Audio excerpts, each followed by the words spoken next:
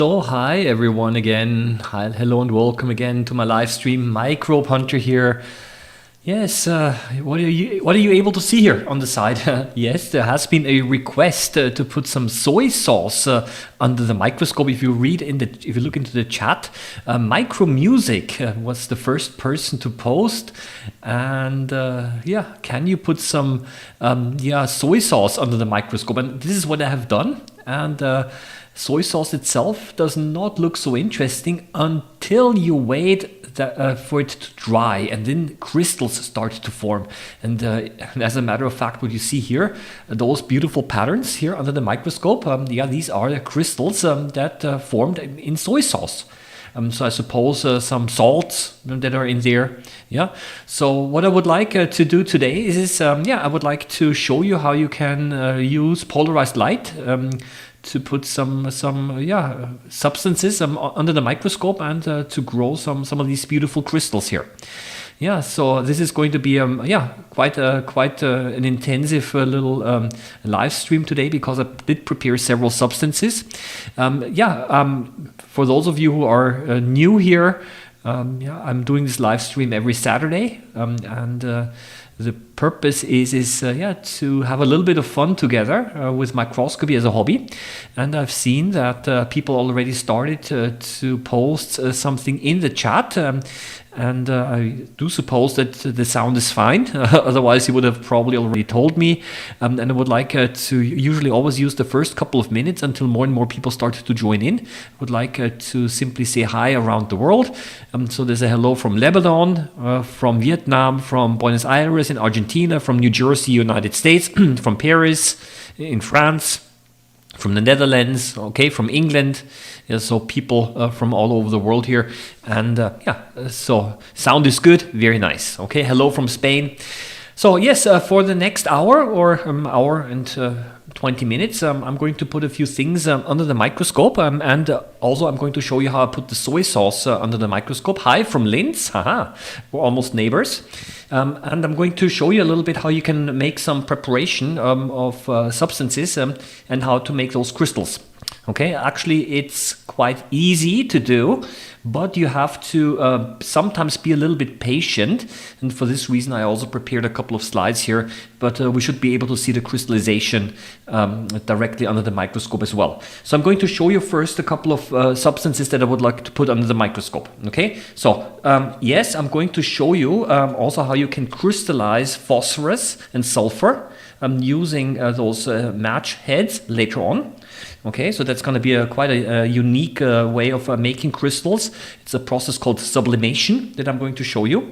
For that, we also might need, I'm going to show you a method how you can actually melt some of the substances using a candle. This here is, these are caffeine tablets. So I'm going to put some caffeine under the microscope as well.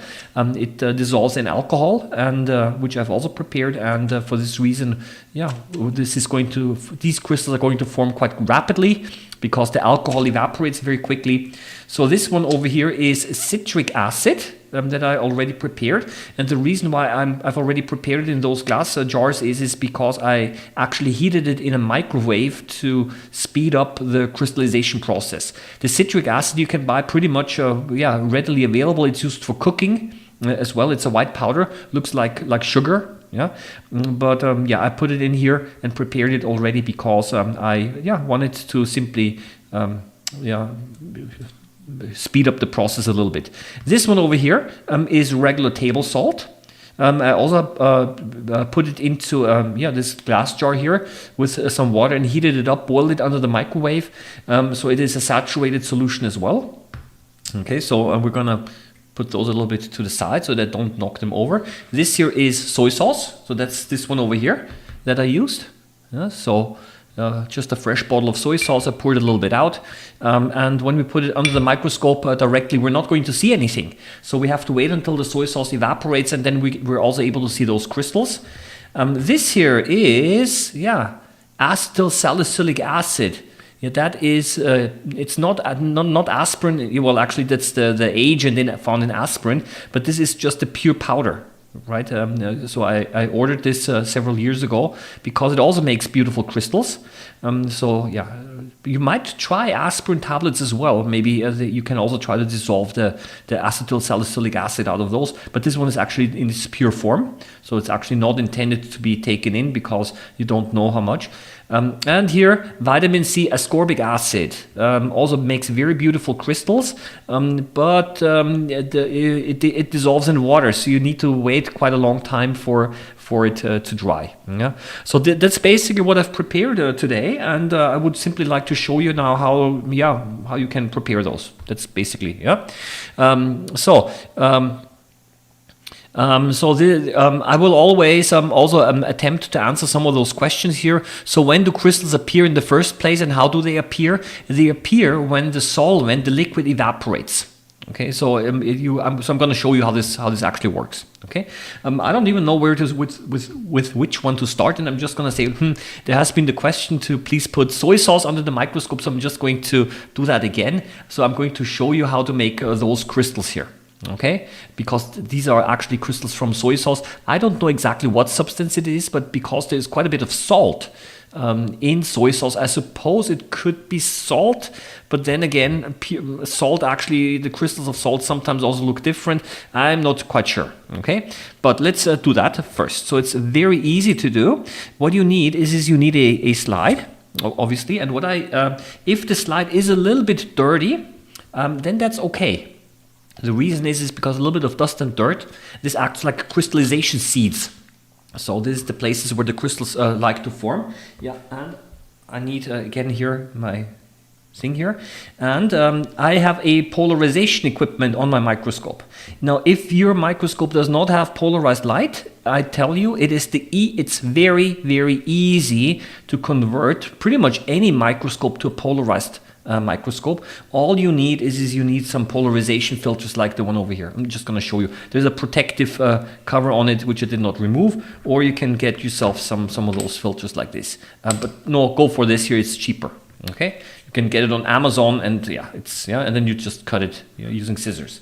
So a little bit of soy sauce. It's very important that you do not use too much, and you want to have a very thin layer. Otherwise, if the crystal starts to grow upwards, then they might not look quite as nice. So I'm going to simply take a little bit of this soy sauce, and I say a little bit, I really mean a little bit. Okay, and I place it on here. Okay, and instead of simply leaving it like this, you want to spread it apart.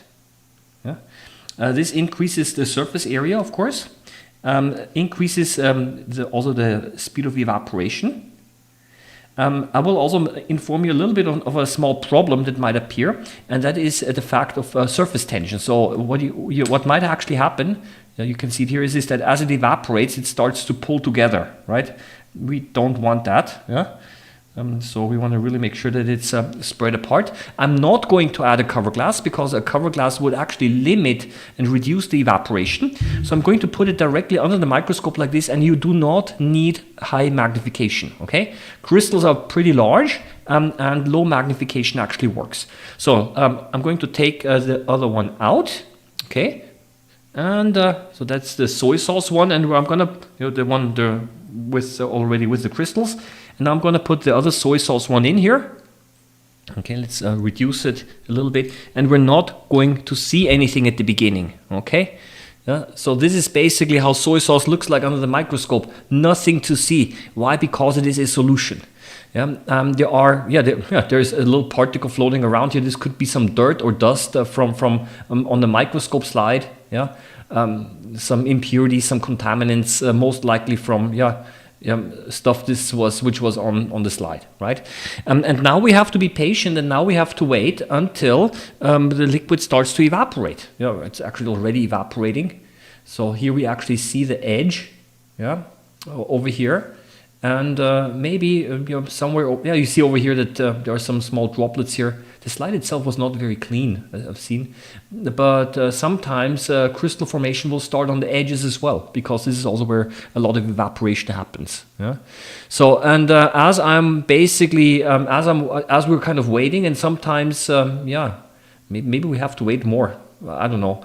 If we have to wait too long, then I'm just going to leave it in here, and I'm going to just start making another slide. Yeah. But you see, this is basically what we were to, fresh soy sauce doesn't contain anything. You see how it pulls together? Well, that's because of evaporation. See, there is this from the bottom, the top part, that is where there's the soy sauce. And as it evaporates, the drop starts to pull together, and the concentration of salt and other substances that are in the soy sauce starts to increase until it becomes saturated, and then crystal formation should start. So we have to simply be a little bit patient right now, and as we're waiting, because actually the crystal formation itself is quite nice to observe. So I actually don't want to miss that. If I just put the slide away, then and I return later, then everything's going to be crystallized out. So that would be a pity. But you know what I'm going to do? I'm going to go down with the magnification here, and maybe this is not a 4x. So maybe if something happens and we're able to catch it, maybe better. Okay. Some impurities here. So I'm going to read now some of the comments again. Okay. Hello from Northern Germany. Okay. So there's some communication going on here. Is there a pocket, portable, or even lab-sized complete chemical composition analyzer on the market for a nice price to understand materials, whether you're sampling later? Like a lab-sized complete chemical composition analyzer. I tell you how this actually works. I've done, during my university studies, I worked in quite a bit of analytical chemistry, and I used a gas chromatograph. But that's a huge device.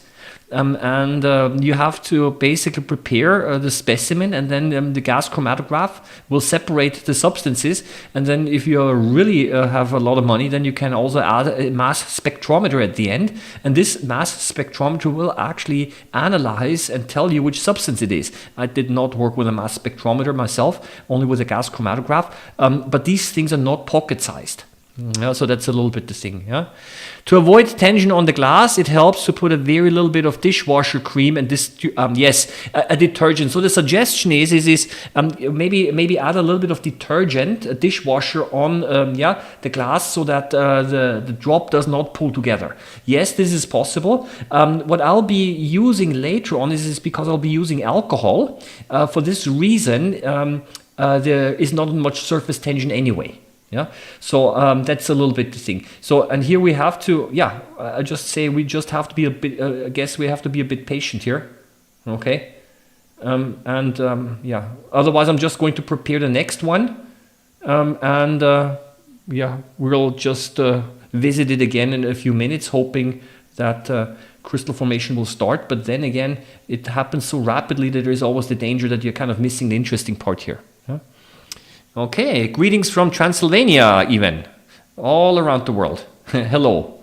So I'm going to leave this here so that we can actually go back later, and I will simply start to do the second one that actually goes faster, and that would be caffeine. So caffeine dissolves quite well in alcohol. So I'm going to simply take a caffeine tablet, and you have to know that this is not pure caffeine. This is caffeine pressed into a tablet. So there is a lot of filler material also included. And it doesn't matter.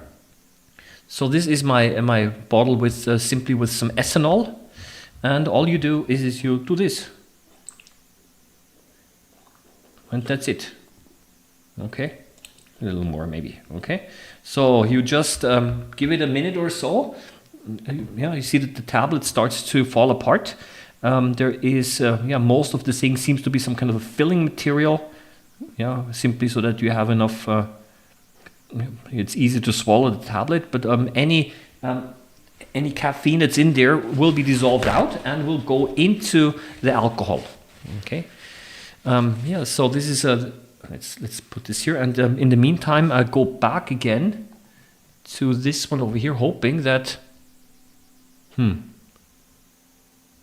hoping that maybe somewhere the crystallization process is going to start. So this is what you call the demonstration effect. If you want to demonstrate something, it doesn't work. but it worked just a few minutes before. So maybe the quantity of soy sauce also plays a role here. Okay, let me take it out. Let me have a look here. Sometimes you look at, it's still too moist. Okay, so you know what I'm going to do? I'm going to show you here.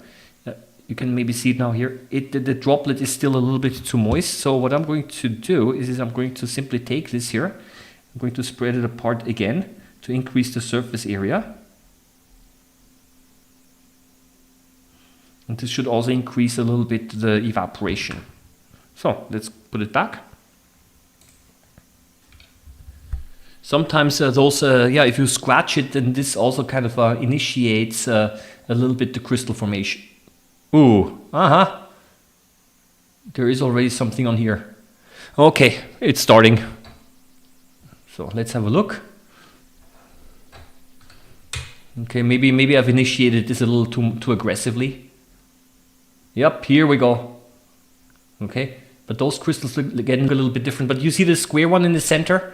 So what I've done by kind of disturbing the whole thing is I initiated the crystal formation all over the place. Maybe this was not a good idea because now I do not get those nice regular crystals, but now it's crystallizing all over the place. But okay, let's just wait a little bit here. Okay. This was a little too much. Yeah, but it kind of shows. Sometimes what happens is if you touch a certain region, then this is actually also a place where, which acts as a crystallization seed. But let's see a little bit. Maybe the crystals are going to start growing. Okay, so there is, why can't we just add water to the caffeine tablet? Well, that's also a point that I would like to talk a little bit about because it depends on the substance. Some substances dissolve better in alcohol. Some substances dissolve better in water. I will show you later on with vitamin C, for example. This dissolves very well in water, but not well at all in alcohol. Yeah, so it really depends on the substance. And if the substance is hydrophobic a little bit, then it dissolves better in alcohol. Okay, so that's the reason it's got to be compatible. But I'm going to do now the following. Let's put this a little bit away again here. And let's wait a little bit more here. And I'm going to now take another slide. Let's put the tablets away. And let's now put a drop of the caffeine solution on the slide here. Let's do it like this. And usually what I do is I tilt the container. This allows the solid particles to kind of settle down to the bottom, and then I will try to take using a fresh tip. Okay, always get yourself a fresh tip. I don't want to contaminate this. Okay, so fresh tip, and let's try to take something carefully from the surface.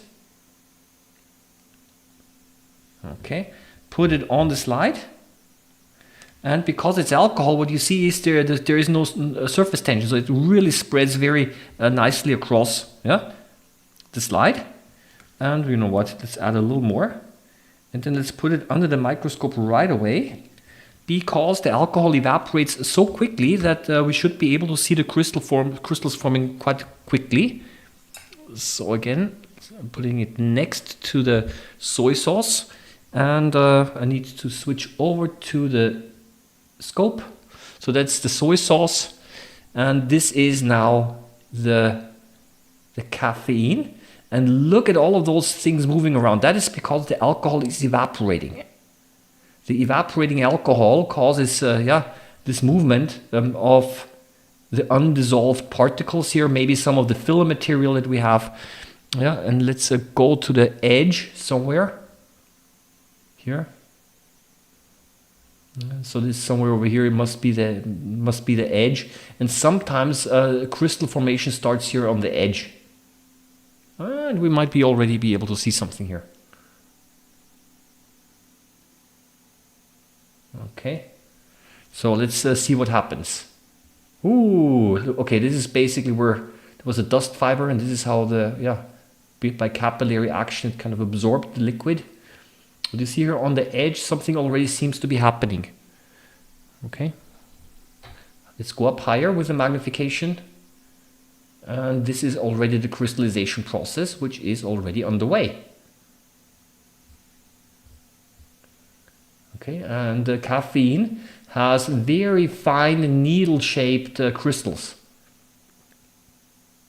And look, as the crystals are growing outwards towards the left, and as they're growing outwards towards the left, more solvent is being pulled.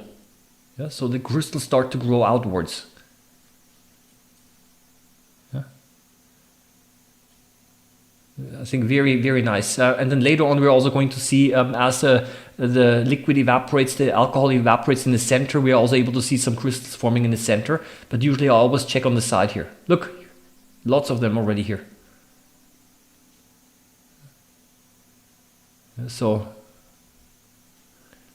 that's why alcohol is pretty good, because it evaporates so quickly. Yeah. And if you were to use now water, then the speed of crystal formation depends also very much on the humidity in your area. So if you're living in a very tropical area with a lot of moisture in the air, then yeah, it might take a very long time for the water to evaporate. In that sense, alcohol is more convenient, provided that the substance dissolves in alcohol. Look how huge those are here. Yeah. Yeah. Here in the middle, so we already start to see crystals forming here in the middle. So let's wait here. Maybe we can see them up here.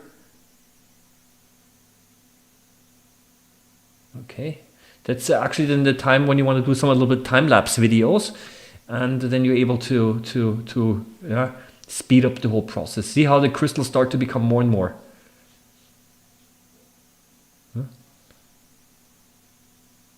So there is a question, can you also see it with bright field? Yes. I switch over to bright field.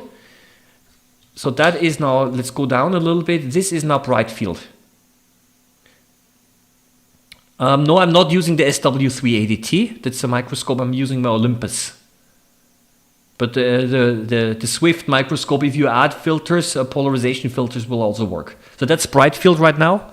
And that is now using my polarization equipment. See how it's starting to fill up with crystals? Beautiful. I love this stuff. You can do artwork this way. See? Yeah, now everything has already started to crystallize out also in the middle. That's what I meant. It goes quite rapidly. Everything's crystallized out now because the alcohol is completely evaporated. I'm going to show you the slide. You know what? Before I do that, let me go back and let's go back to the soy sauce. Let's see if the soy sauce is. Let's have a look. Okay. Yeah. Too many tiny crystals. Yes. Okay. So you know what? I'm going to try it again. I'm going to. I was a little too aggressive in spreading everything, so I initiated crystallization all over the place. Yeah, so I got too many tiny crystals. I want to have larger ones. So what I'm going to do is I'm going to repeat the soy sauce one, and I'm just going to show you also how the caffeine one looks now. Look, the caffeine slide. I don't know if you're able to see this. Yeah, you see it looks completely white. Yeah. Where the alcohol was, yeah, that's the reason is because this is now a deposit of caffeine directly on the slide. Yeah. So I'll save this here, and I'm going to do the following. I'm going to repeat the soy sauce one again. Let me throw away the tip.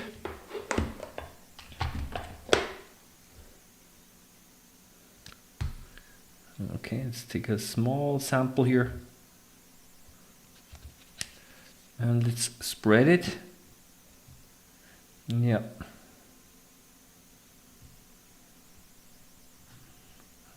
Spread it enough so that it does not pull together due to capillary action. Yeah, and then let's wait again. Okay, so now I'm not going to disturb it. We're just going to be a little bit patient, and yeah. So that is basically, this was the caffeine one. Okay, I'm going to go back again a little bit into the chat here. This was the bright field question. Have you ever heard about kalium KMNO4? Yes, potassium permanganate. It's called. Can it stain anything? Potassium permanganate is this violet powder, this purple, deep purple. I have not used it for staining, but it's highly oxidizing. That's why it's used in chemical reactions. And if you put it in water, then you can actually see it dissolve. It's called potassium permanganate. Yeah, but I cannot tell you very much about it. Okay. What's model is it? It's an Olympus microscope. It really doesn't matter which model so much that you buy. It's more a question of how you configure it. Yeah. What about sugar? Would sugar work for crystals? Glad you're asking. Yes, but you got to be very patient. Okay, so I used some table sugar as well, and I'm going to show you now what I've prepared. So let's put the soy sauce out of the way.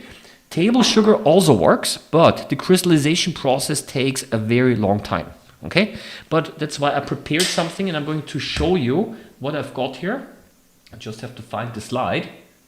Okay, I've prepared this today in the afternoon, but it is really a question of patience. Okay, so table sugar I've got over here. Okay. This is basically table sugar with water and, as you have guessed, microwaved. I microwaved it, so it's a very thick, syrupy solution. And I placed some of this sugar on a microscope slide, and I've tried two different versions of this. Okay, I've placed it simply some drops on here, and here I placed it on a drop here, and then a cover glass on top.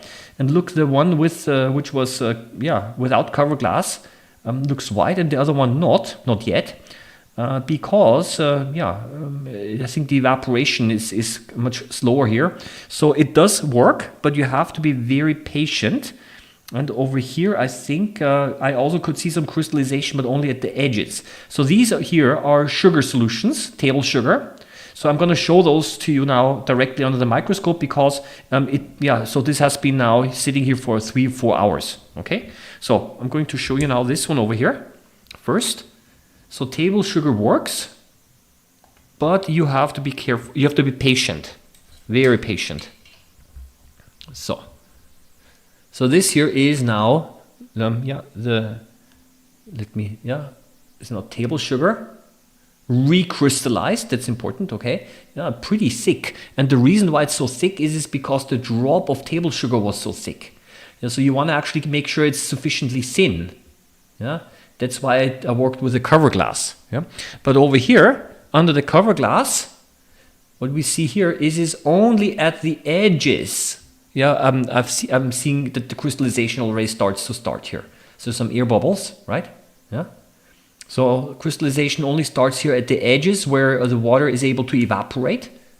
And this was the result after, a couple of hours. So maybe I have to wait until tomorrow until the rest started to crystallize. Again, it starts at the edge because this is where it touches the air and where evaporation happens fastest. Sometimes you are able to see the crystallization process if you really zoom in a lot, and then you slowly are able to see sometimes that the crystals start to grow. But this is really something where I would say you probably need time lapse. It's the edge of the crystal. Doesn't look nice. But that is essentially let's turn it down again a little bit. That is table sugar in water. And as you see, I think the crystals don't look so nice here. But maybe I'm able to find some other. Here crystallization already started also inside the slide. Okay, so it's here here again on the edge. All throughout. But so you see, I would say table sugar is probably not the most suitable substance here. Crystal stone looks quite as nice, I think, and you really have to wait a long time. Yeah. Again, for those of you who didn't hear that, I added some table sugar to water, quite a lot of table sugar, and I dissolved, and then I heated it up in the microwave. Yeah. It's interesting here how the air bubbles interact a little bit with the crystals. And here again, but still, So let me have a look here again. So okay, a little bit of heat works great with soy sauce. Yes, that's indeed the possibility. Later on, I'm going to show you. I'm going to use a lot of heat. Okay, where did I put my soy sauce slide? Here it is. It's still be quickly. I'm just trying to spread the liquid a little bit more. Okay. So let's wait a little more with the soy sauce. So that here that's table sugar. Okay. Can you not heat up the slide with a lighter to speed up the drying process? It is possible, but you have to be sometimes careful, because if the liquid is gone, then the crystals actually might start to melt. That's actually something I would like to show you as well later on, using as well. However, this is if you do not use a lot of heat, just to speed up the evaporation, and I think it's going to be fine. Yeah. So a very interesting substance to observe during crystallization is liquid flower fertilizer. Thank you for the suggestion. I can imagine that the artificial fertilizer in flowers contains, of course, phosphates. It contains some nitrogen compounds. So yeah, lots of minerals, and they can crystallize out. Never tried it, but thank you for the suggestion. Okay. I don't know this stain. How about Gentian violet for staining? Sorry, I have to tell you that I don't know this stain. Okay. I plan to buy an Optica B159 microscope. Any thoughts on that? General suggestion is, I don't know the microscope. General suggestion is the best microscope is the one that you end up using the most. There's so many different microscope models out there. However, the features are mostly always the same anyway. As long as the microscope has some kind of a condenser, then usually it's already a little bit slightly better, and then you'll be fine. Okay. So hello from Tennessee, the United States. 2 questions. How do you make the background look blue? How do you record, see under the microscope, and broadcast it live? Okay. So first of all, the microscope setup that I have here is DIC. It's differential interference contrast microscopy. It uses polarized light. But you can also do that. I will actually show you. You do not need this equipment. The reason why I've got this is because I need the color and the contrast. Otherwise, it doesn't look very nice when making YouTube videos. And people want to, of course, see colors. And look what I can do. I can do some color magic as well by turning a little screw on the top. Okay. So that is a little bit the thing. So concerning the equipment, you don't need the equipment that I have. It's a little bit of because I'm doing YouTube streams and videos. But you can use some very cheap polarization filters, and you get the same effect. Okay. I actually made videos on how to do that. It's really easy. Okay. And number 2. How do I do the live stream? I've actually several cameras connected here. There's one camera, a DSLR camera on my microscope, and I'm using HDMI out. And this HDMI is converted into a USB signal, so it goes into the computer. Then I've got another camera over here, which is for the stage. I have got another camera over here. You can now see it here. This one over here, which is filming the desk. And I've got a webcam here, which is filming me. I've got a green screen behind me, and which I changed to get this blue background. And everything goes together into a program called OBS Studio. And this program is then connected to YouTube to do the live stream. All of these things are actually, if you also want to do stuff like this, there's plenty of YouTube videos out there that actually tell you how to do that. Yeah. Okay, what is the difference between linear and circular polarization? Now this is getting very physical, okay? Circular polarization is when the electrostatic and the magnetic wave are phase shifted. That's the physical definition. Essentially, in a simple term, is in linear polarized light. There is essentially the light is kind of going in one plane. Yeah, the light, the photons, the light, and in circular polarized light, it's spinning like this. Yeah, and this appears because of a phase shift in the electric and the magnetic fields of the electromagnetic wave. So the physics, I have to admit, is probably a little more advanced here, but I think what I'm using here is we're always using linear polarized light. Okay, so okay, I hope I don't oversee anything here. Okay, so I will do the following now. I quickly put in the soy sauce again. I don't know, no, it's still not finished yet, but you know what I'll do? I'll simply go on. So this was the sugar. Okay. Slowly, I don't know if it's growing. Yeah. So, what you might want to try, however, maybe that's something that I would like to show you, even if we are not able to see the crystallization process, because it simply takes too much time. But what you can try to do with the sugar is the following. Let me put this away. You take some of the solution. You know what? I'm just going to take a fresh slide. I have to wipe it again. Those slides, by the way, I'm reusing. Just before the live stream, I was actually washing them, and sometimes, there's still a little bit of dirt on here. So what you can do is you can take some of this syrupy sugar solution, you put it on here, and then what you do is you take a cover glass, if I find it. That's also a possibility, and instead of simply dropping it on there, you simply do the following. You just spread it like this. Okay?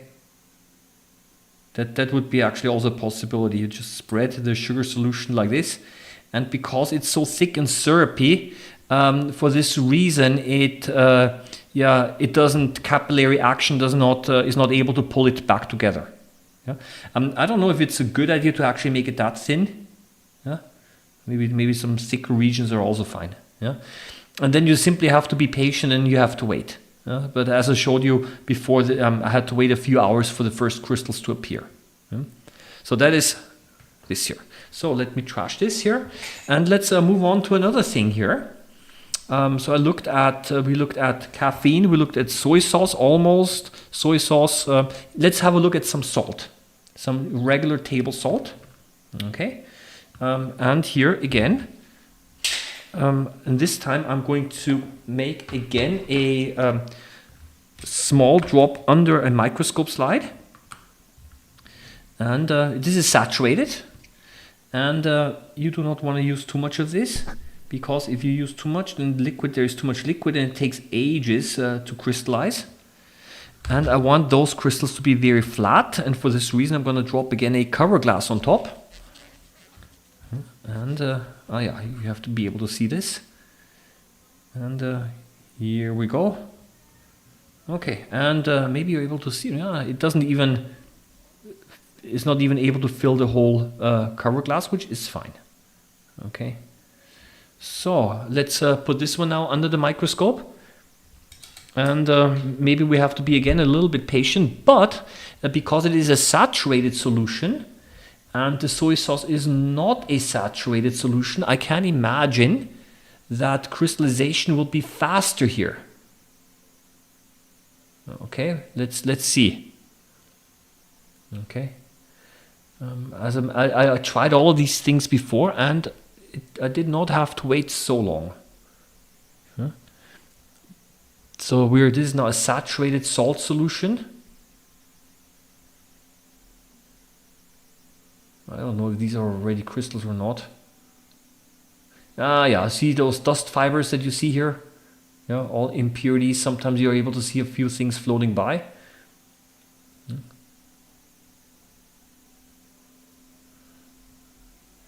See, this slide is pretty dirty. But again, as I said before, sometimes the dirt actually acts as crystallization seeds. And yeah, so let's see. This is now the edge of the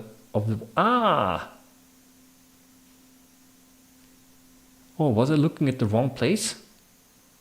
Look at this here on the bottom. I think here we go. Let's see if they start to grow in size. Again, yeah, you see how here the one in the center starts to all of a sudden appear. Yeah, as the water evaporates, you see that the liquid starts to move upwards as the water contracts.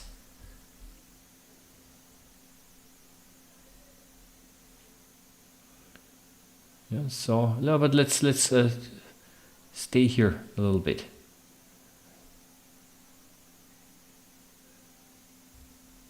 This is actually a typical would be a typical for time lapse. Yeah. Yeah, here's here are others that are starting. There's a tiny square one. If we watch this a little bit longer, maybe we're able to see this grow.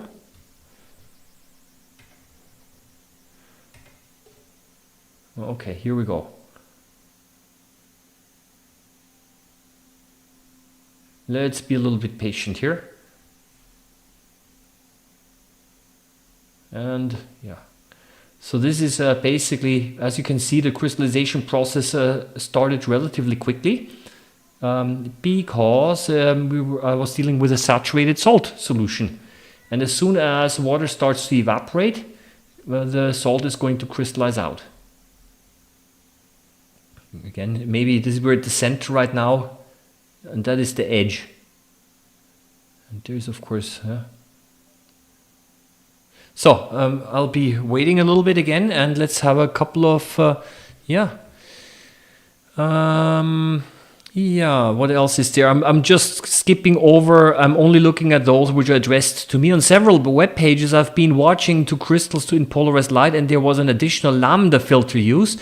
The lambda filter converts linear polarized light into circular polarized light, and you can use the lambda filter, or also known as a so-called a lambda fourth, because the fourth shifts the wavelength to a fourth of a wavelength, and basically it allows you to. It's not necessary, but if you have this lambda filter in there, or lambda fourth filter as it's called, then you can actually change the colors around. Okay, you can get more colorful effects this way, but it's not absolutely necessary. Yeah, but I know that people who are really deep into polarized light photography, they like to use those lambda plates because you can get more interesting color effects, and it converts linear polarized light to circular polarized light. So for a long time we were having an algae problem in our house pond. Last week, as desperate measure, we dropped a bag of salt, but the algae thrived even more with the addition of salt. Well, depends on the algae, I guess, and who knows what you've been doing. Maybe you did increase the salt concentration, but maybe this killed off other algae and there was less competition inside the pond, and maybe those algae that were giving you the problem increased. Or maybe I don't know, nature is complex and you never know about side effects. Huh? So that's maybe I don't know. I'm gonna make up now something by dropping the salt into the pond. Maybe you killed the fish which were actually eating the algae, right? So you see what I mean. In biology, there are these feedback cycles, and sometimes human intervention can actually cause opposite effects. Something that has been observed in biology quite often. Because everything's somehow connected, and sometimes certain measures can be counterproductive. Yeah. So So I don't know. There are not a lot of crystals right yet. here. Ah, yeah. Here maybe some more. Yeah, these could be also. These are kind of irregular crystals forming. Yeah.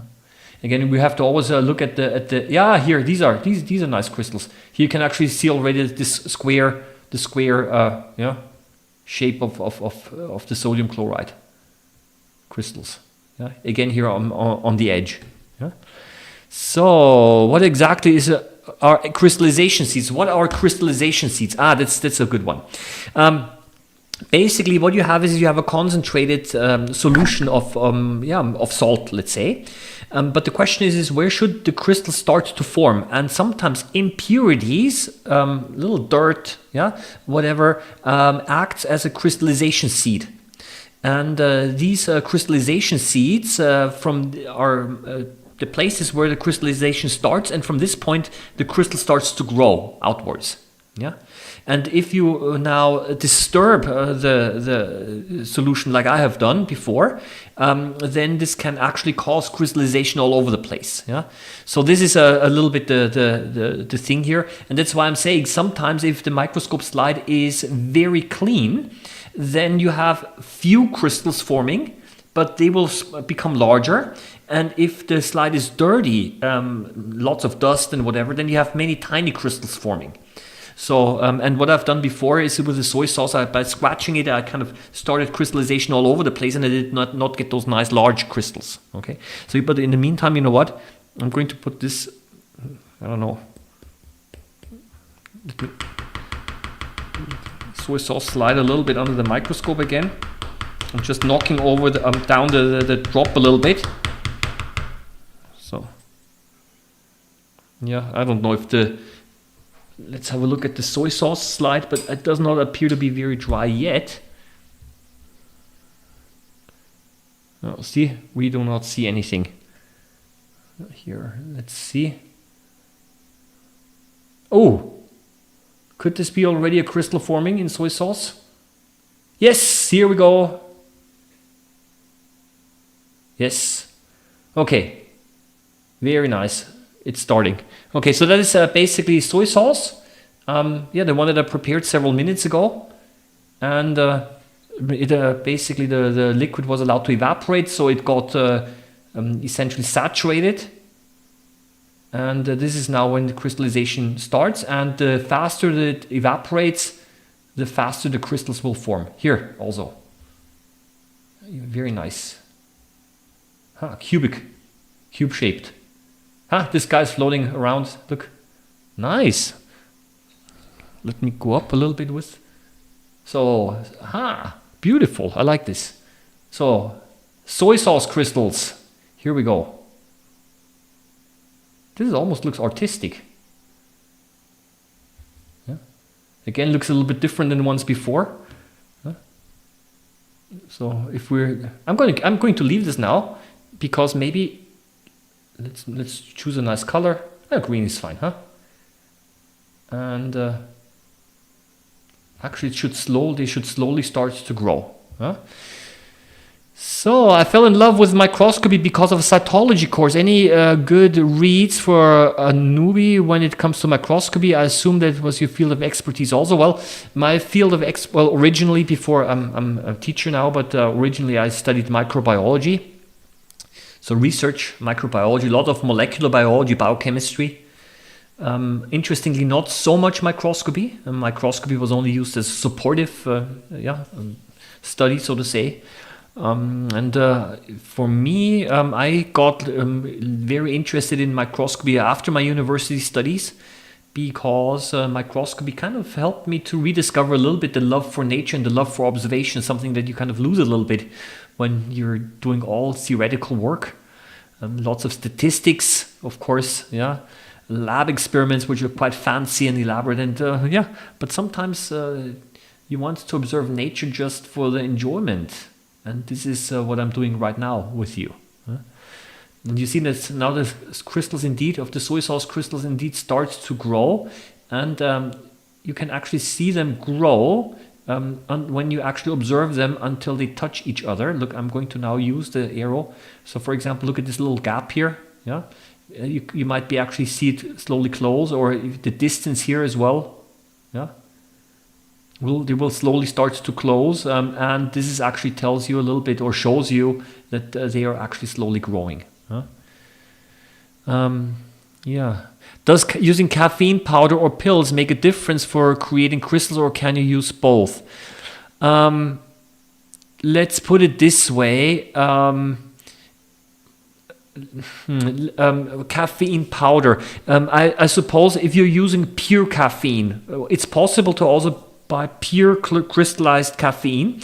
And generally, if you buy the pure form, very often the crystals that you form are maybe sometimes larger and therefore nicer looking. And the reason is that if you use those caffeine tablets like I have over here, right?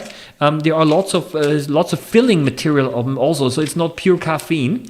And these filling materials, they sometimes can also act like crystallization seeds. So it can be that maybe the crystals that you form with those impurities, maybe there are many more of them and smaller. Okay, so whatever it is, the crystals will start to actually look different depending on the conditions that you have, and depending on the speed of crystallization and on the temperature. So because again, this is soy sauce, but remember at the very beginning, the crystals of soy sauce looked quite different. And here they're more square and cube shaped, right? So this is really depends very much on the conditions. Look, there are more of them now. Yeah. So let me quickly. Yeah. Why does this not? Okay. Let me see. That's the wrong filter. Okay. Yeah. So. Yeah. Yeah, see the crystals here are cubic, yeah, and here, that's the one. Here it didn't grow much more here, but the others in the center, there are many more now in the center. Here as well. Okay. Hi, can we see different crystals of the same substance between fast and slow crystallization, like in rock formation? Yes, that is possible. Fast and slow crystallization depending on, for example, the surrounding temperature. Because depending on the surrounding temperature, this influences the speed of evaporation of the solvent, and this changes the speed of crystallization. Yeah? For this reason, there are actually microscope stages that can be heated. I don't have this. A second thing that might influence the crystallization speed is actually the moisture in the air, the humidity in the air. Because if it's very humid, then of course the liquid cannot evaporate very quickly. Yeah? Again, for those of you who just joined, that is basically soy sauce, and those crystals could be salt. Okay, because I know that there's lots of salt in soy sauce. Oh, look here. Okay.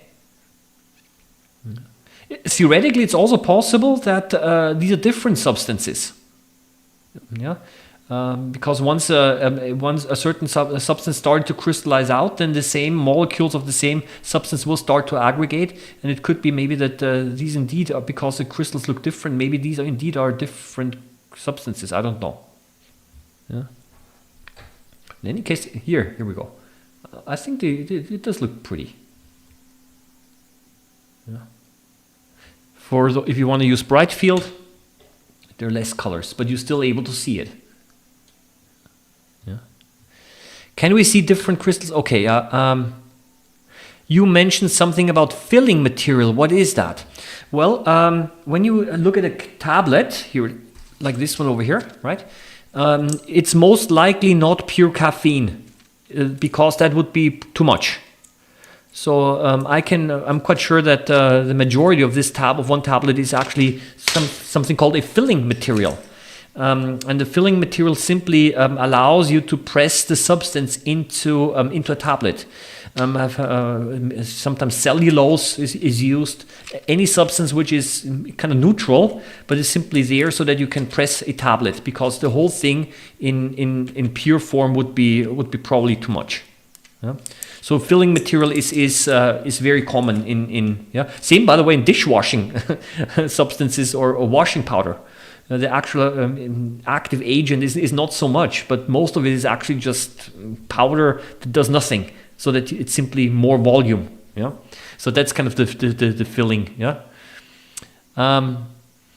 Watching calcium oxalate crystals grow. Ah, okay, that's, yes, calcium oxalate I've also heard. I don't have that, unfortunately, but I've also heard that calcium oxalate is quite nice. Yeah.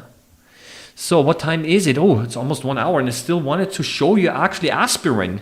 Okay, so that is soy sauce. Okay, this over here, I forgot what I put on. Yeah, I actually forgot what the other one was. Yeah, but the soy sauce was quite nice. Okay. Yeah, that was, I think. This was the regular table salt, right? The regular table salt. Ooh. Okay. Very irregular. But look, on one side, very irregular. On the other side, you have those nice shapes. It's interesting. You know what I think happened here? I think I can explain why this is so irregular here on the top and quite regular on the bottom. So I need to turn on the arrow again. Here it is. This down here, this is where the salt water is. And this is the edge of the cover glass, and over here you have air. So what I think is that crystals started to form into the air, and simply more salt water was drawn outwards. Yeah, and it simply started to accumulate in an irregular way, on the forming crystal. And in here you have salt water, and that's why the water molecules are able to, the salt molecules, the salt, sodium and chloride, are able to form nice, are able to arrange much nicer. Huh? So, and I think that's the reason why it's so irregular on the other side is simply because like over here, the salt water was simply by capillary action pulled outwards, yeah, and started to deposit on the outside. Yeah, it's actually also quite nice. Well, interesting observation. Still salt water in here. I've seen this actually quite often that on the inside, because when you have crystals, salt crystals forming on the outside here, then this kind of seals off the inside of the cover glass. And I can imagine this actually prevents evaporation of the water on the inside. This kind of explains why maybe it takes a little bit longer to crystallize. Yeah? So what I'm going to do now is I'm going to, because it's already 1 hour and I still want to show you the others as well, I'm going to now show you the aspirin.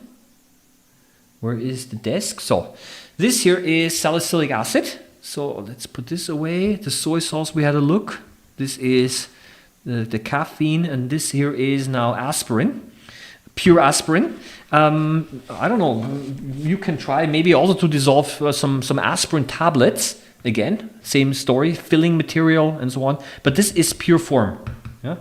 So, and what I'm going to do now is I'm going to throw away the tip again. And I'm going to, I don't have a spatula, unfortunately.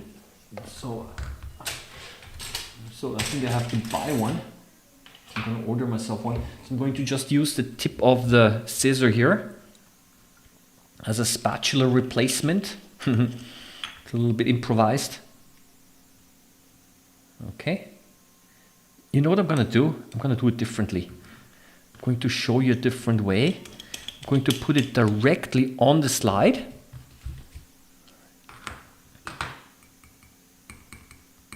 Put it directly on the slide. And I'm going to put some alcohol into this container here. Just enough here. And just so that you see that there are different possibilities. And that's it. Okay. Not everything will dissolve. Spread it a little bit to make sure that not everything will dissolve, but that's okay because the non-dissolved aspirin will be our crystallization seeds. Let's have a look. So I need to, switching back and forth is a little bit, so that's still the salt. And what is this here? Yeah, so like this. Let's focus a little bit. And you see that the crystals are actually quite round because they started to dissolve. Okay, yeah, so, yeah. And as the alcohol starts to evaporate, so these crystals were actually, that's the powder, right? Should be, or originally was quite sharp-cornered. Now they're round because they started to dissolve. And then let's see if some recrystallization happens somewhere. Okay, I hope at least. About the other side here. See, it's difficult to see the actual. Oh, I lost the focus. So let's see how this actually develops. You can actually see some of the liquid. There's some streaming of the liquid going on as well as it evaporates. And then let's hope that there is some interesting observation. Let's go again to the edge here. Ah, here we are at the edge. Here it is, here it is. Look at this. Oh, looks nice. Here we go. I think this is really nice. Okay, so that here is, that's aspirin. Okay. Okay, not time lapse. So you see how let's go down with the magnification a little bit here. So that we see, so this, there are two of them. Look, closing up. Here we go. So let's try to find, this is so fast.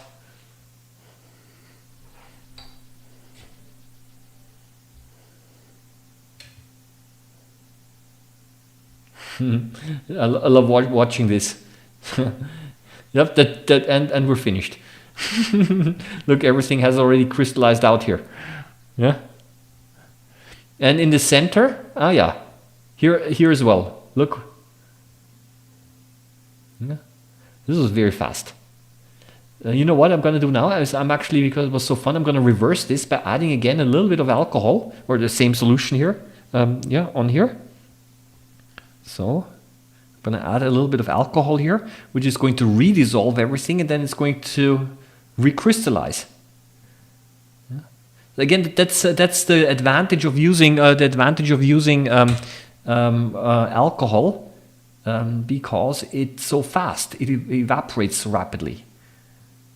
So you know what? Let's just find any old place here. I don't know. Doesn't matter. Let's stay here. And yeah, that's nice and in focus. And I'm going to add some alcohol. Let's add some alcohol again. Just a teeny tiny amount, and let the alcohol spread over capillary action. Gone it is. Look, okay, dissolved. See? The crystal starts to dissolve again.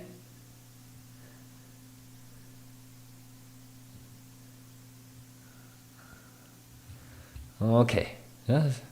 How the alcohol again is eating away on the crystals. And then when it's saturated, it stops doing that, okay? Because when the alcohol becomes saturated, then it's not able to dissolve more. All right, let's stay here. Let's stay here on the edge and see what happens. Maybe it's going to start recrystallizing again. I don't know.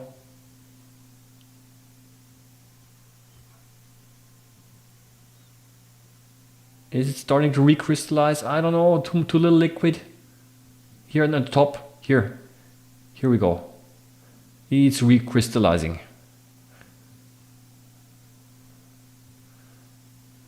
Okay. Yep, here we go. Here again. Pew. Beautiful. I love playing around with.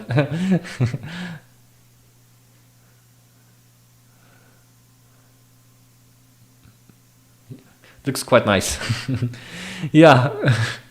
So I still want to show you quickly some vitamin C, where we have to be a little more patient. So, but let me quickly have a look. Yeah, watching calcium oxalate, yes. I skipped downwards about different crystals for salt relative to the time or circumstance of growing. Very cool, yes. Copper sulfate was nice. In high school, we hung a tiny seed crystal in concentrated solution and grew crystals several centimeters in size. Yes, so what you can do is you basically make some saturated solution and then you put a string into the solution with a tiny crystal, and then it will start to form crystals there as well. Yeah. So that's a question for me. So you have a bachelor degree in microbiology. Would you recommend me any good books in that as well? Are you a high school or university teacher? Thank you. Well, I got a master's degree in microbiology, and then after I finished my university studies, I had the option of either doing a PhD, but I decided that I did not want to stay in the lab, but rather decided to go into teaching. Yeah, so I'm teaching high school. I did teach also a couple of courses at a college once many years ago. Actually I'm a high school teacher. So I completely changed my job around because I discovered that sometimes the basics of biology are also quite interesting. Some people think that you have to always do advanced science. No, but sometimes the basics are also very interesting as well. Yeah. So this is the thing here. There are two more things I want to show you. What time do we have? And it's vitamin C. Vitamin C is, I should have done it at the beginning. Okay. Did you also do a teacher's degree? Yes. Basically, I've also got a teaching degree in biology and in computer science. So after I finished my microbiology degree, and when I decided to go into teaching, in order to get a proper and decent contract, you should have a teaching degree, and this is what I've obtained: teaching degree in computer science and in biology. This was I got the degree while I was already working. It was quite difficult of combining work and university studies together. So, and next thing, yes, I wanted to show you now the vitamin C. The vitamin C is dissolves in water. Okay, so this basically means I have to add some water, and the problem with that is that it takes quite a bit of time for the water to evaporate. So what I've found useful in the past is to actually dissolve it in water and a little bit in alcohol. If you just put it into alcohol, it's not going to dissolve well. Okay, that's a little bit the problem. What I'm going to do, I'm just going to do it I'm going to add some, this is now the alcohol from before. And it's not going to dissolve well. Yeah, but why add alcohol at all? Because the alcohol breaks the surface tension and allows the thing to spread. Okay. So, and for this reason, I'm going to now add a little bit, a tiny amount of water. And I'm going to take here a small amount of, and I'm going to spread it apart, and you see that it does not form a drop, because the alcohol breaks the surface tension. It's okay to have a little bit of. So, and the crystals, therefore, they do take a little longer to form. If you just dissolve it in water, it actually also works. However, then you have, as the water evaporates, it starts to form a drop. So you might indeed want to add a little bit of detergent. But I'm going to simply put it in here as well. And after a couple of minutes, I hope that I'm able to show you you see there's nothing yet. This could be one of those vitamin C crystals. We just keep this here in focus. Maybe a recrystallization is also going to start here. You see those color changes that you see? That is because of the water and the alcohol mixing and evaporating and so on. And you see it's actually starting to dissolve more and more. So this was indeed one of those vitamin C So we have to be a little bit patient now. So what I'm going to do now is the following. I'm going to show you something which you might not have seen. I've made a video some years ago and also a YouTube short. And this is going to be a very unique way of making crystals. Okay, so it's called crystal making by sublimation. I'm hurrying up a little bit because, yeah, it's 1 hour, 10 minutes. I mean, I'm not pressed for time, but on the other hand, so let me quickly put this away. This is now going to be the interesting part. I have to be careful that the camera, I'm going to do that. I do not want to be directly over the camera because I'm going to light a fire now. And I'm going to now place a match on here. And I'm going to light that using a lighter. Okay, and the phosphorus is going to burn, and it's going to form crystals on the microscope slide, small tiny crystals which we can also look at. Okay, just wanted to show this to you. How did I figure this out? I read about this somewhere in some forum. Somebody's done it before, and yeah. So see, and I light it from the top. Okay, that's it. Okay, so yeah, this is how it looks like, and yeah, it's not hot. Okay, and let's have a look how this looks like. Let me first check the yeah, here again. Maybe crystallization is going to start somewhere, but again, this is maybe here. I don't know. Yeah, again, this is because of the water, it's going to take a little bit longer. We have to be a little bit patient. Could this be something? I don't know. Okay, it doesn't matter. I'm going to put the match from the match in here, and then let's see if I'm able to find a few crystals here. Yeah, sometimes that's too much. Sometimes there is a little bit of luck involved as well. This is too dense. It would be a pity if yeah, it could be that they're so dense that here on the side maybe, here maybe, I don't know. Let's have a look here. So,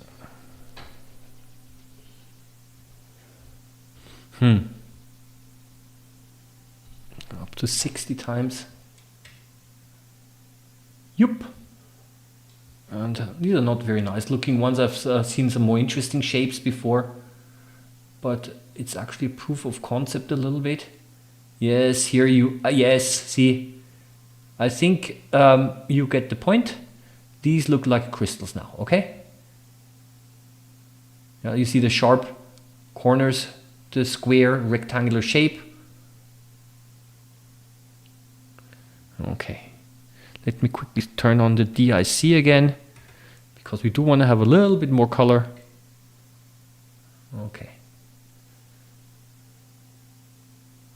So, yep, so these are basically the, I think, I don't know, sulfur or phosphorus or whatever, yeah, you know, of the match, which has basically deposited on the cold microscope slide. So it kind of condensed on the microscope slide. Okay. Beautiful. Okay, Oliver, do you also do teacher's degree? Yes. And wait, you also know computer science? Yeah, I've studied computer science as well. And I've also been teaching computer science. Okay, do you use ethanol for the aspirin? Yes. Would methanol work as a solvent? Don't. That's what I can say. Do not use methanol. Methanol is poisonous. Don't inhale it, and certainly don't get it into your body somehow. Okay, so methanol is, maybe it works, I don't know, never tried it, and I can only say that during university times the safety standards were really strict concerning methanol.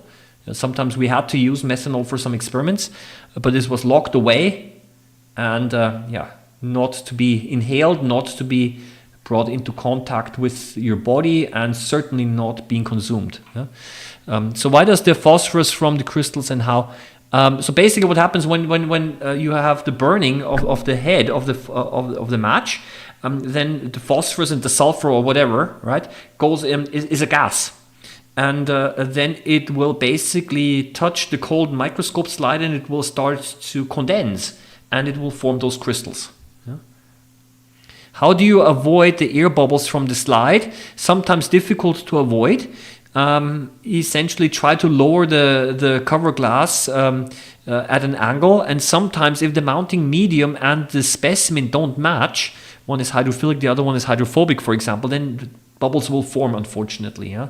So this is a little bit of a question of experimentation as well. Yeah? Can polarized light work on crystals? So that's the last thing that I'm going to show you right now if you want to try this at home. Okay, and I'm going to show you what you can do.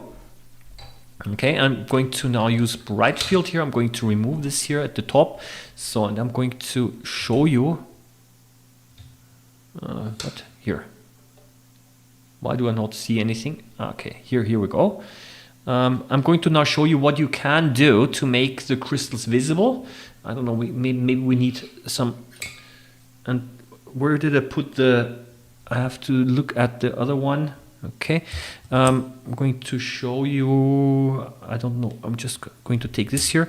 If you want to do this yourself, just look at the what I'm doing up here, okay? Yeah. So what you want to do is you want to put a polarization filter on the bottom. Okay, then you put a slide here. Okay, and what you do then, you focus a little bit. Okay, here you see the crystals, and then you put another polarization filter on top, but you rotate it in such a way that the background becomes dark. This is called the cross polarization. Okay. Just gonna drop it on here right now. You do have to refocus. This is not very, yeah. And then you have to refocus a little bit, like this. Okay, in the crossed configuration, and then you're able to see the crystals light up. Okay.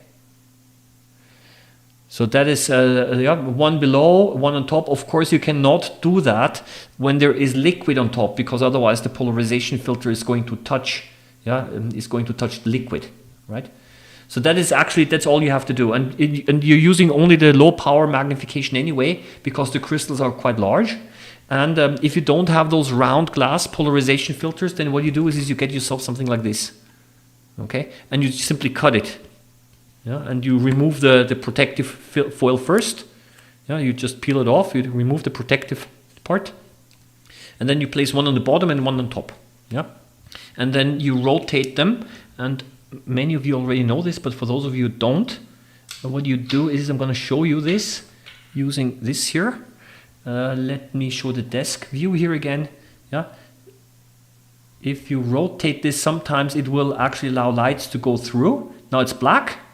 Okay, and when you rotate one of them, yeah, then it will allow light to go through. And what you have to do is you rotate it until it becomes black, and then you put whatever specimen you want to look at, yeah, you put in between here. See, that's the sugar. You can already see that it looks bright. Yeah. If you're interested in this, I did make other videos already to show you yeah, how this actually works, and yeah, but that is essentially my recommendation is if you want to play around with crystals, get yourself one of these things here. They don't cost a lot, and it's the easiest upgrade yeah, that you can make to a microscope. Yeah. But I do not think that this will work with pond water slides, since the polarization filter might touch the cover glass. Yes, that is correct. It will touch the cover glass. Now, however, if you do not use a lot of water, it doesn't matter. Okay, so what you have is you have the cover glass on top, like I've got over here, right? And if there is not much water spilling out from the side, then you just can put it on here anyway. It will apply a little bit of pressure, or what else you can do, I recommend, is the following. You can actually do something like this. You have over here the slide. Here the specimen, maybe with a cover glass. Yeah, and you have over here a filter on the bottom. And then what you can do is you take two more, and now I'm slowly running out of microscope slides. You can, you put a spacer, kind of, something, I don't know. Maybe a slide on the left side here, right? And maybe a slide here on the right side. Yeah, and then you put this over here. So it's kind of like, it holds it a little bit up. So there is a little, or some cardboard maybe. Yeah. So you can simply experiment around. No, this is not a good solution with slides. I would actually use some kind of cardboard or something. Or maybe look, look, something like this. Okay. It's also possible. So it doesn't touch it. Yeah, you can be creative here, right?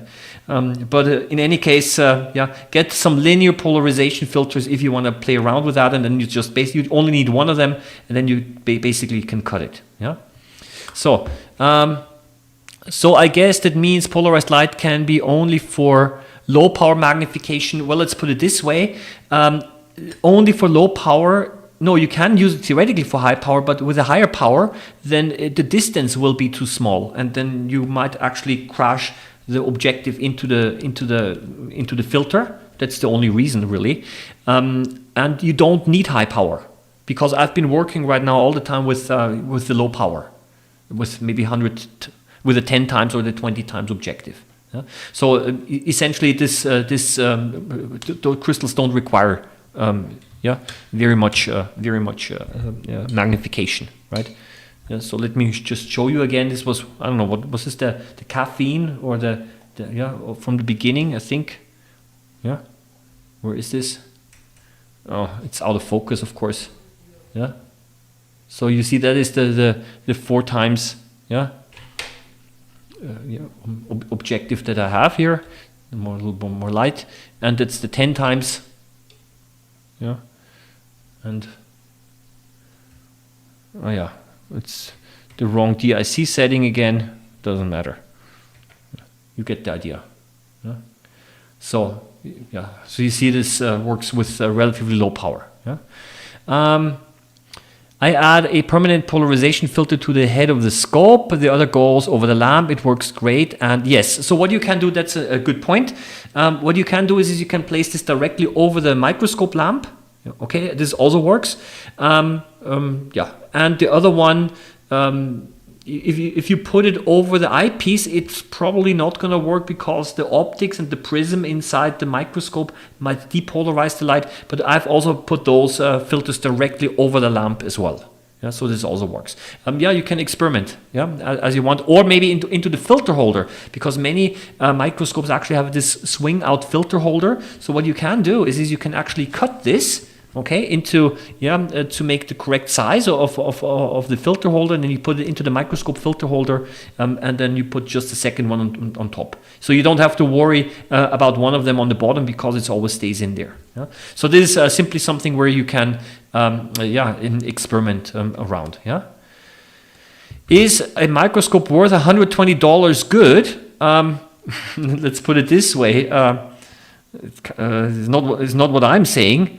But what basically people in the past have said is a microscope that costs maybe $120 now would, back in the 18th, 19th century, is probably better than a microscope from a few hundred years ago. Yeah, and people were doing serious science with a couple of hundred years ago. So is it any good? It depends whether it satisfies your needs and whatever you want to observe, and if you're happy with it. After all, microscopy is a hobby, and there is no limit in price. And some people are perfectly happy with very simple devices because they think life is complicated enough anyway. And some people really always want to have the newest and most modern equipment. but sometimes you don't need it. Yeah, so there are so many parameters and so many factors. And my general recommendation is don't spend too much money at the beginning. Don't get necessarily the cheapest microscope, but do get a decent one, and then you can always upgrade. It's not the microscope that's important, it's the hobby that's important and the enjoyment that you get out of this. And you can always buy yourself another model later on. Yeah, that's basically my recommendation. It's not don't be too hardware fixed. It's not the microscope that's important, it's the hobby that's important. Yeah, and it's the same thing with camera. It's not the camera that's important, but the pictures that you are making with them, because those pictures they can last for a very long time. Yeah, and yeah, so that's essentially the recommendation that I have here. Yeah, okay, people. What I'm gonna do now is I hope that I answered most of your questions and I did not overlook anything. Yeah, I think I'm just going to call it quits again. Why the no? Yeah, I want to see some colors. Okay. Yeah, I think I'm just gonna call it quits again. Important. I almost forgot. I do have a new idea that I would like to share with you. Yes, I'm just offering this. You see, sometimes it's not easy to think of topics for the live streams, and I thought maybe it would be also a nice idea if you want to contribute. Now it's not easily possible to directly include you in the live stream because we have to do a Zoom conference and it's kind of complicated. But if some of you want to actually make videos and kind of show something that you're doing with your microscope, and if you send me the video, then I can actually also show those videos in the context of the live stream. Okay, that's just a suggestion. Okay, if make some short, 5-minute, 10-minute, 15-minute videos about the things that you like to explore. Maybe you want to show your equipment. Some months ago, many of you already sent me pictures about your microscopy setup, which I talked about. But if you want to actually also show a few things and showcase a few things, that maybe I'm not doing here in the live stream. Maybe, I don't know, maybe you have some unique and interesting or things that you would like to share, then I think it would be a nice idea. I welcome contributions. If you send them to me, maybe over WeTransfer, if the files are too large, then I can also present them in the context of this live stream. Okay, so this is just a suggestion, okay, because I know that some people are doing some interesting things as well. So I'm offering this platform a little bit for your own contributions as well. Okay, you can basically send it to me over email, but the email, it's probably going to be too large. So I recommend that you use the free service WeTransfer. And this is a service where you can upload files and then I can get the link and then I can download it. Yeah. So all you have to do is you have to type in my email address. You can upload them the files. It's pretty easy to use. Yeah. It's WeTransfer.com. I think. Let me quickly check. Let me quickly check. Yes, it's WeTransfer.com, and then what you do is you simply type in my email address, and then you have to type in a code that is sent to your email address, and then I get the link and then can download it. So just if you want to, okay. So this is basically something that I suggest as well, and it kind of keeps the community also alive and maybe also motivates you to share a few things. Okay. So if you send me the videos, if you wanted to, editor at microbehunter.com, editor at microbehunter.com, then I'll get it. Okay, I'm going to call it quits for today. It was quite a long live stream, almost 1.5 hours, but I was able to show you all of the substances that I wanted to show you. I hope that you liked it. Wish you all the best. Happy microbe hunting as always. See you around next time. Bye-bye. See you next Saturday. The vitamin C. You know what? The vitamin C is not finished yet. I see. Unfortunately. Okay. Yep. So, There was a comment about the vitamin C. Unfortunately, did not crystallize out yet. I have to wait more. Okay, but maybe I can show it to you next time. But now, bye-bye.